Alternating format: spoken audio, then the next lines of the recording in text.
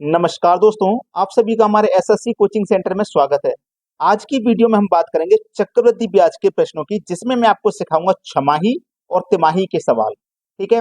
जब छमाही रहेगा, छमाही का मतलब है 6 महीने का, तो आपके पास याद रखें कि जब एक साल को 6 महीने में बांट देंगे तो हमारे दो टुकड़े बन जाएंगे 6 6 महीने के। ठीक है। दो टुकड़े बन जाएंगे 6 6 महीने के, यानी कि जो टाइम हमारा एक साल का है उसमें दो टुकड़े बन जाएंगे, यानी कि दो बार में ब्याज देना है। तो टाइम में हम क्या करेंगे, दो से मल्टीप्लाई करेंगे।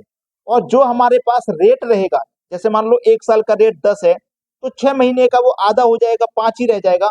तो जो रेट रहेगा उसमें दो से डिवाइड कर देंगे। बात समझ में आ गई? कॉन्सेप्ट जब समझ में आ जाएगा तो पूरा प्रश्न भी समझ में आ जाएगा। अब जैसे कि देखिए, एक साल में 12 महीने होते हैं। एक साल में कितने महीने भैया? 12 महीने। अब 12 महीने में हमने क्या किया, 6 6 महीने के दो टुकड़े कर लिए, 6 6 महीने करके ब्याज देंगे। तो 6 महीने ये हो गया, 6 महीने टोटल 12 महीने हो गया। और अगर हमें तिमाही देना है तो 3 3 महीना करके हमको क्या करना पड़ेगा, 4 बार में देना पड़ेगा। 3 महीने देंगे, फिर 3 महीने, फिर 3 महीने, फिर 3 महीने।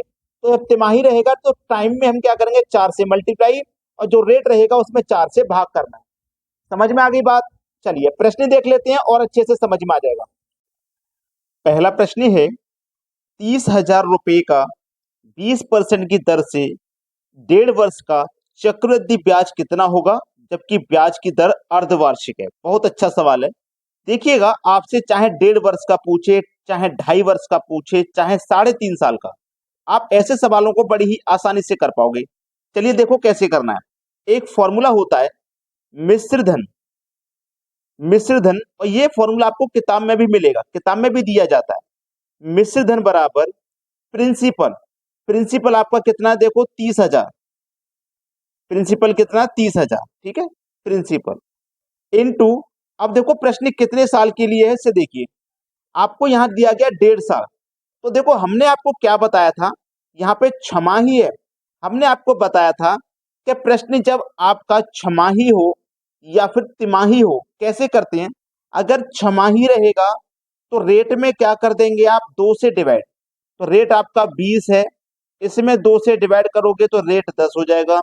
और जो टाइम होगा उसमें क्या कर देंगे, 2 से मल्टीप्लाई। टाइम आपका 1.5 वर्ष है, 2 से मल्टीप्लाई कर दो तो समय हो जाएगा 3 वर्ष का। याद है ना सभी को? अब देखो, हमारे पास रेट 10% का है, समय 3 वर्ष का है। अब देखो समय हमारे पास जब 3 वर्ष का है, रेट 10% का है, तो कोई भी मूल्य अपने आप में 100% होगा, उस पर 10% ब्याज लगेगा तो कितना हो जाएगा भैया, 110%। का मतलब बटे में 100। ये एक साल का हो गया। अब 3 वर्ष के लिए है प्रश्न, तो इसी को आप 3 बार लिख देना। ठीक है, इसी को आप क्या कर देना, 3 बार लिख देना। 4 वर्ष के लिए हो तो 4 बार लिख देना, 2 वर्ष के लिए हो तो 2 बार लिख देना, बस इतना काम कर देना। अब देखो, 2 जीरो से पहले मैं ये वाले 2 जीरो कटा दूंगा। 1 जीरो से ये 1 जीरो गया, ये वाले 1 जीरो से ये वाला गया, और 2 जीरो से अभी भी ये 2 जीरो कट जाएंगे। ठीक है। देखो इधर क्या बचेगा आपका, 30 इंटू 11 मतलब 11 का क्यूब करना है, जो कि 1331 होता है। ठीक है। चलिए अब इनका मल्टीप्लाई कर दीजिए। जीरो, 3 एकम 3, 3 तिया 9, 3 तिया 9, 3 एकम 3, ये निकल के आ गया इतना मिश्र धन।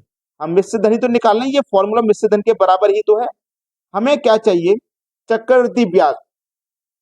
देखो हमारा प्रिंसिपल था 30,000 और बढ़ के हो गया 39,000। 30,000 था, 39,930 बढ़ गया, तो हमारा ब्याज कितना बढ़ गया, 9,930 हमारा ब्याज बढ़ गया। बस यही तो आंसर है।